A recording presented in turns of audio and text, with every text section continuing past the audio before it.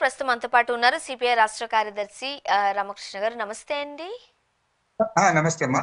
Sir, first of all మీరు చెప్పండి, ఓవరాల్గా జరిగిన 3 రోజులు జరిగిన మహానాడు గురించి మీ అభిప్రాయం ఏంటి? ఏం చెప్తారు?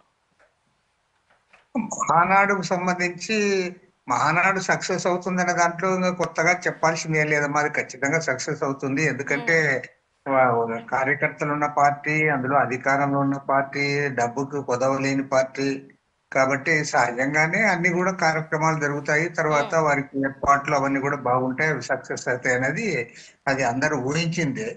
కానీ ఈసారి కొత్తదనం ఏమంటే మొదటిసారి కడపలో ఏర్పాటు చేశారు కాబట్టి, ఎందుకంటే కడప అంటే ముందు నుంచి కూడా తెలుగుదేశం పార్టీకి అంత స్ట్రాంగ్ హోల్డ్ కాదు. కానీ ఈసారి మన జరిగిన ఎన్నికల్లో వాళ్ళు 10 స్థానాలకు గాను 7 స్థానాలు వారు గెలవడము, అదే విధంగా ఇంక్లూడింగ్ కడప టౌన్ లో కూడా ఎమ్మెల్యే వారే గెలవడంతో సహజంగా వారు ధైర్యం చేసి అక్కడ మహానాడు ఏర్పాటు చేసుకున్నారు. ఏర్పాటు చేసుకుని దాన్ని సక్సెస్ చేసుకున్నారు కాబట్టి సక్సెస్ అయిందని అంటారా మీరు? ఖచ్చితంగా సక్సెస్ కదమ్మా. ఉమ్, వాళ్ళు పెద్ద ఏర్పాట్లు చేయడంలో గాని, జనాన్ని సమీకరించడంలో గాని, మీటింగ్లు చేయడము, తర్వాత వారు అనుకున్నట్లుగా సహజంగానే చంద్రబాబు నాయుడు గారి జాతీయ అధ్యక్షులుగా ఏకగ్రీవంగా ఎన్నికైతారనే దాంట్లో కూడా దానికి ఎవరికి అనుమానాలు లేవు. అదే విధంగా ఇప్పుడు అధికారంలో ఉన్న పార్టీ కాబట్టి, అధికారంలో ఉన్న పార్టీ కొన్ని హంగులు, కొన్ని అవకాశాలు, కొన్ని ఆర్భాటాలు ఉంటాయి. తర్వాత పార్టీలో ఎంతో డిసెంట్ ఉంటే ఆ డిసెంట్ కూడా వ్యక్తం చేయడం అనేది అంత కొంత ఇబ్బందికరంగా ఉంటుంది. కాబట్టి అధికారంలో ఉన్నప్పుడు సహజంగా అవన్నీ కూడా ఇన్ కెమెరా అంటే ఇంటర్నల్ గానే వాటిని కూడా సర్దుబాటు చేసుకొని ఓపెన్ గా పబ్లిక్ ముందు వచ్చేలోగా అవన్నీ కూడా ఇది చేయడం అనేది జరుగుతుంది. కాబట్టి ఏమంటే వారి పాయింట్ ఆఫ్ వ్యూలో, తెలుగుదేశం పార్టీ పాయింట్ ఆఫ్ వ్యూలో వారు మహానాడు అన్ని రకంగా ఏర్పాట్ల విషయంలో కానీ, వాళ్ళకి ఇతర భోజనాలు అవన్నీ కూడా సక్సెస్ అయినాయని, పబ్లిక్ మీటింగ్ కూడా వారు అనుకున్నట్లుగా జరిగింది. ఎందుకంటే రాయలసీమ ఇతర జిల్లాల నుంచి కూడా భారీ ఎత్తున తరలి వచ్చారు కాబట్టి ఆ పబ్లిక్ మీటింగ్ కూడా భారీగానే జరిగింది. మరి ఇంకా దానికి సంబంధించి వాళ్ళ చర్చలు ఏంటి, వారు తీసుకున్న తీర్మానాలు ఏమిటి అని అన్నప్పుడే సహజంగా కొంత చర్చ జరుగుతుంది. దానికి సార్, మిక్స్డ్ రియాక్షన్ సాధారణంగా కూడా. మహానాడుకి జనాలు గ్యాదర్ అవ్వడం, ఫుడ్, స్పీచెస్ ఇవన్నీ పక్కన పెడితే అసలు వాళ్ళు ఏం మాట్లాడారు, వేటి మీద ఫోకస్ చేశారు?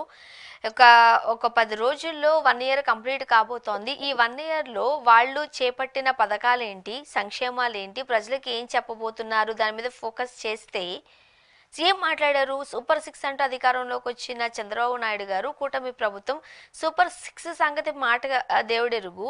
ఇప్పుడు 6 శాసనాలు అంటుంది. ఈ సూపర్ 6కి 6 శాసనాలకి ఉన్న డిఫరెన్స్ ఏంటి? ఎందుకు ఇలా ఈ టర్న్ తీసుకున్నారు? మీరేం చెప్తారు? ఇప్పుడు సూపర్ 6 అనేది ఎంటైర్లీ డిఫరెంట్ అమ్మా. సూపర్ 6 అనేది ఎన్నికల్లో గెలవడానికి చెప్పిన వాగ్దానాలు. హ్మ్. అది నిజంగా చెప్పాలంటే చంద్రబాబు నాయుడు గారు లాంటి సీనియర్ నాయకుడు, తర్వాత ఆర్థిక విషయాలు తెలిసిన వ్యక్తి జనరల్ గా అన్ని వాగ్దానాలు చేయరు. ఎందుకంటే రాష్ట్రానికి కొన్ని పరిమితులు ఉంటాయి. మన రాష్ట్రానికి వస్తున్న ఆదాయ వనరులు ఏమిటి, అందులో మనకి ఆ మీకు మనకి ఇంట్రెస్ట్ ఉన్నా లేకపోయినా కొన్ని ఖర్చులు గ్యారెంటీగా ఉంటాయి. ఉదాహరణకు చెప్పాలంటే ఇవాళ ఉద్యోగస్తులకు ఇచ్చే జీతాలు కానీ, పెన్షన్లు కానీ, లేదా ప్రభుత్వానికి ఉండే రోజువారీ ఖర్చులు కానీ, ఇవన్నీ కూడా అవి ఖచ్చితంగా ఖర్చు చేయాల్సినవే. తర్వాత దీనికి తోడు కొన్ని మెయింటెనెన్స్ ఖర్చులు ఉంటాయి. ఉదాహరణకి ప్రాజెక్టులు ఉన్నాయి, ప్రాజెక్టులు మెయింటెనెన్స్ ఖర్చులు అవన్నీ కూడా ప్రభుత్వం భరించాల్సి ఉంటుంది. కాబట్టి ఇలాంటి వాటిని కాకుండా మన దగ్గర మిగులు ఎంత ఉంటుంది, అదే విధంగా కేంద్ర ప్రభుత్వం నుంచి ఏ మేరకు అదనంగా సహకారం అందుతుంది, వీటిని దృష్టిలో పెట్టుకొని సంక్షేమ కార్యక్రమాలు, అభివృద్ధి కార్యక్రమాలు వాళ్ళు అనౌన్స్ చేయాలి.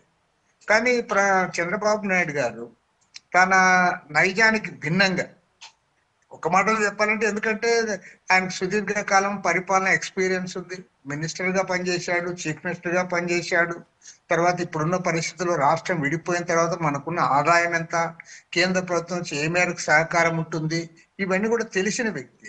తెలిసిన వ్యక్తి నువ్వు వాగ్దానాలు చేసేటప్పుడు దాన్ని ఆచితూచి ఆయన వాగ్దానాలు చేయాలి.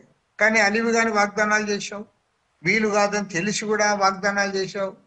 కాబట్టి ఏమంటే ఇప్పుడు మళ్ళీ ఆ వాగ్దానాల గురించి చర్చ చేస్తే సహజంగా పబ్లిక్ కూడా విమర్శిస్తారు. హ్మ్. ఎందుకంటే 1 ఇయర్ అయింది, నువ్వు ఈ చెప్పిన వాగ్దానాలను అమలు చేయలేదు, చేయమని చెప్పి ప్రజలు కోరుతారు. కాబట్టి వాళ్ళు ఏం చేశారంటే తెలివిగా ఈ సూపర్ 6 వాగ్దానాలు దాని గురించి చర్చనీయాంశం కానికుండా ఈసారి శాసనాలు అనే పేరుతో, 6 శాసనాలు అనే పేరుతో దీన్ని డైవర్ట్ చేశారు. దాంట్లో వాళ్ళు ఏం చేశారంటే కార్యకర్తలకే పెద్దపీట వేస్తామంటే, కార్యకర్తలకు మీరు పెద్దపీట వేస్తారా, చిన్న పీట వేస్తారా అనేది జనానికి సంబంధించిన అంశం కాదు అది. అది పార్టీకి సంబంధించిన అంశము, పార్టీ ఇంటర్నల్ విషయం.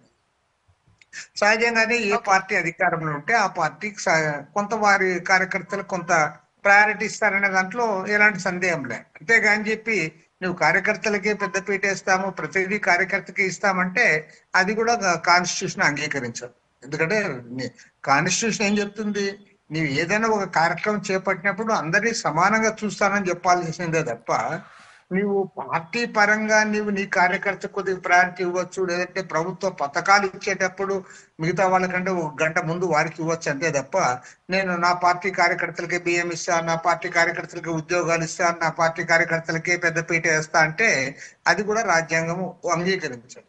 కాబట్టి అధికారంలో ఉన్న పార్టీ కొంత పక్షపాతంతో వ్యవహరిస్తుంది అంటే దాన్ని ప్రజలు కూడా చూసి చూడనట్లు పోతారు తప్పితే, నేను నా కార్యకర్తల కోసమే పెద్దపీట వేస్తాను, అన్ని ఆయన వారికి ఇస్తానని ఎవరైనా చెప్తే దాన్ని ప్రభుత్వము అట్లా చెప్పడం తప్పే, అది ఒక పార్టీ అధినేత చెప్పినా తప్పే, దాన్ని ప్రతిపక్షాలే కాదు అసలు మన రాజ్యాంగమే దానికి అలాంటి వాటికి తావు ఇవ్వదు. రామకృష్ణ కాబట్టి సార్, దాన్ని సాధారణంగా దానికి మనం ఎన్నికల ప్రచారంలో ఉన్నప్పుడు రకరకాల వాగ్దానాల పేరుతో ఏదైతే గవర్నమెంట్ అధికారంలో ఉందో లేకపోతే ఏదైతే అపోజిషన్ పార్టీ ఉందో దానికి సంబంధించిన విధి విధానాలను తప్పుపడుతూ కాస్త కార్యకర్తలు ఉత్సాహం నింపడానికి తొడగొట్టడాలు, మీసాలు మెలేయడాలు, అగ్రెసివ్ స్పీచ్లు ఇవన్నీ మనం చూస్తూ ఉంటాం. ప్రజలు హర్షిస్తూ ఉంటారు. అవి చూసే ఓట్లు వేయడం కూడా మనం చూస్తూ ఉంటాం సర్వసాధారణంగా. కానీ వన్స్ అధికారంలోకి వచ్చిన తర్వాత పార్టీలకు అతీతంగా పరిపాలించాల్సిన అవసరం రాష్ట్ర అధ్యక్షుల పైన ఉంటుంది. అంటే ఒక తండ్రి స్థానంలోనో ఒక అన్న స్థానంలోనే ఉంటూ ప్రతి ఒక్కరికి సమన్యాయం చేయాల్సిన అవసరం ఉంటుంది. అది వైసీపీ గవర్నమెంటా, టీడీపీ గవర్నమెంటా, ఇంకొక పార్టీయే సంబంధం లేదు. అందరూ తన బిడ్డల్లానే లెక్కేసుకుంటూ చూస్తూ ఉంటారు. బట్ చంద్రబాబు నాయుడు గారు మాట్లాడిన మాటలు ఇంతకుముందు మీరు అన్నట్టు వాళ్ళకు మాత్రమే చేస్తామని అనడం, మరీ ముఖ్యంగా మహానాడు వేదికగా ఏపీలో ఒక రెడ్ బుక్ రాజ్యాంగం నడుస్తుంది అంటూ వస్తున్న వార్తలకు కాస్త ఊపునిస్తూ రెడ్ బుక్ గురించి ప్రస్తావించారు లోకేష్ గారు. ఫస్ట్ ఇది సమంజసమే అంటారా? మీరేం చెప్తారు? ఇది రెడ్ బుక్ అనేది లోకేష్ ఆయన ప్రతిపక్షంలో ఉన్నప్పుడు దాని ప్రస్తావన తెచ్చాడు. నిజంగా ప్రతిపక్షంలో ఉన్నప్పుడు ఆ ప్రస్తావన తెచ్చినప్పుడు సహజంగా అప్పుడు అధికారంలో ఉన్న వాళ్ళు దాన్ని పెద్దగా ఖాతరు చేయలే. తర్వాత మిగతా వాళ్ళు కూడా ఆయన రెడ్ బుక్ అని చెప్పి వారి కార్యకర్తలకు హుషారు ఇవ్వడానికి లేదంటే ధైర్యం నింపడానికి అది చెప్తున్నాడని చాలా మంది భావించారు. తర్వాత అధికారం వచ్చిన తర్వాత కూడా 1-2 సార్లు రెడ్ బుక్ గురించి ప్రస్తావన చేస్తా ఉన్నాడు. ఇప్పుడు మీరు రెడ్ బుక్ గురించి ప్రస్తావన చేస్తా ఉన్నారు, ఎవరి మీద అయితే మీరు కేసులు బనాయించాలనుకో వాళ్ళ మీద కేసులు పెట్టారు, కొంతమంది జైళ్లలో పెట్టారు, కొంతమంది సస్పెండ్ చేశారు, మీరు ఫర్మ్ గా డీల్ చేస్తున్నారు అనేది ఆల్రెడీ పబ్లిక్ నోటీస్కి వచ్చింది. కాబట్టి ఇంకా ఆల్రెడీ పబ్లిక్ నోటీస్కి వచ్చిన తర్వాత మళ్ళీ రెడ్ బుక్ ప్రస్తావన చేయాల్సిన అవసరం లేదు. కానీ బహిరంగ సభలో ఆయన మాట్లాడడానికి ఏమంటే వాళ్ళ కార్యకర్తల్ని వచ్చిన జనాన్ని ఉత్సాహపరచడానికి అట్లా మాట్లాడినాడేమో నాకు అనిపిస్తా ఉంది. ఎందుకంటే ఇవాళ వాళ్ళ కార్యకర్తల్ని ఇన్స్పైర్ చేయడానికి వాళ్ళ దగ్గర వేరే ఇది సబ్జెక్ట్ లేదు. ఎందుకంటే వారి 1 year పరిపాలన గురించి చెప్పుకోవాలి, లేదంటే ఈ 1 year లో జరిగిన అభివృద్ధి గురించి చెప్పుకోవాలి, లేదా ఎన్నికల్లో ఇచ్చిన వాగ్దానాల అమలు గురించి చెప్పుకోవాలి. వాటి విషయంలో వాళ్ళు ఇంకా అంత జనాన్ని ఉత్సాహపరిచే అంతగా లేదు. కాబట్టి ఈ రెడ్ బుక్ అనే దాని గురించి చెప్పి ప్రత్యర్థి పార్టీల గురించి వాళ్ళ గురించి ఎక్కువ ప్రస్తావన చేస్తే దానివల్ల ఉపయోగకరంగా ఉంటుందని వాళ్ళు భావించి ఉండవచ్చు. కానీ నేను కోరేది ఏమంటే ఇంకా ఓకే, మీరు రెడ్ బుక్ ఆ రోజు చెప్పారు, తర్వాత చెప్పారు, మీరు ఇప్పుడు ఆచరణలో కూడా దాన్ని అమలు పరిచారు, అంతటితో వాటికి వదిలిపెడితే బాగుంటుంది. ఫ్యూచర్ లో మరీ దాని గురించి చెప్పడం అనేది ఇంకా అది అంత మంచిగా ఉండదేమో, వారికైనా బాగుండదేమో అని నేను అనుకుంటాను. మరి ఆ డైలాగ్స్ కూడా మనం చూసాం కదా సార్, ఇదంతా ట్రైలర్ మాత్రమే. రెడ్ బుక్ అని వినగానే ఒకరికి గుండెపోటు వచ్చింది, మరొకరు జైలు చుట్టూ తిరుగుతున్నారు, అర్థమైందా రాజా అంటూ ఒక డైలాగ్ కూడా వేశారు లోకేష్ గారు. అంటే వాంటెడ్లీ ఈ మాటలు మాట్లాడినట్టుగానే కూడా మనం చూడొచ్చా? ఎలా అర్థం చేసుకోవాలి? క్లియర్ అమ్మా, మీరు అన్నట్లుగా వాళ్ళ కార్యకర్తల్ని వాళ్ళ పార్టీని ఉత్సాహపరిచే ఆయన చెప్తున్న మాటలు తప్ప అది మరొకటి కానే కాదు.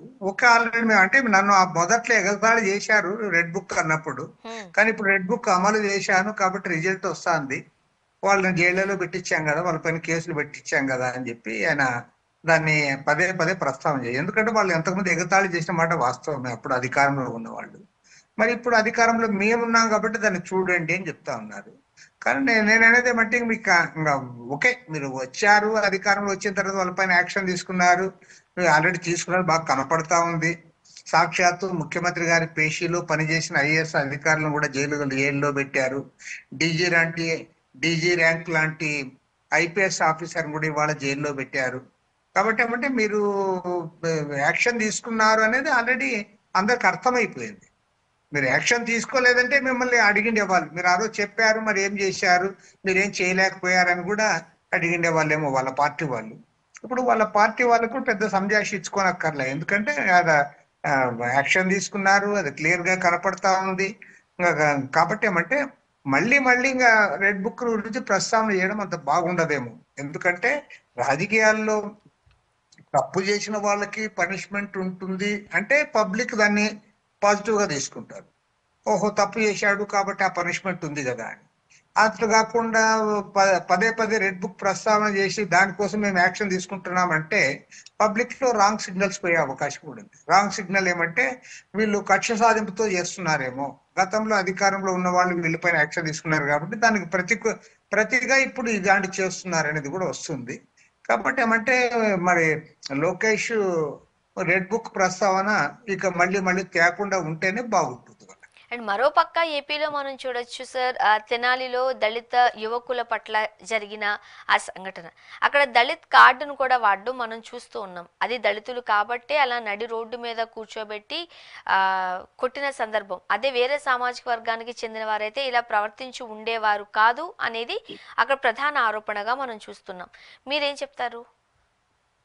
ఖచ్చితంగా అమ్మా, ఇది సమాజంలో హెచ్చు తగ్గులు ఉన్నాయి, అంటరానితనం ఉంది, దళితులు అనేది ఉంది, ఇవన్నీ ఉన్నాయి కాబట్టి వాళ్ళు అది చేశారనే దాంట్లో అది తెలియదు. బట్ అది అట్ ద సేమ్ టైం వాళ్ళు గతంలో చాలా క్రిమినల్ రికార్డు ఉంది, అదంతా ఉంది అంటే క్రిమినల్ రికార్డు ఉన్నప్పుడు ఖచ్చితంగా యాక్షన్ తీసుకో, ఎవరు కాదనం.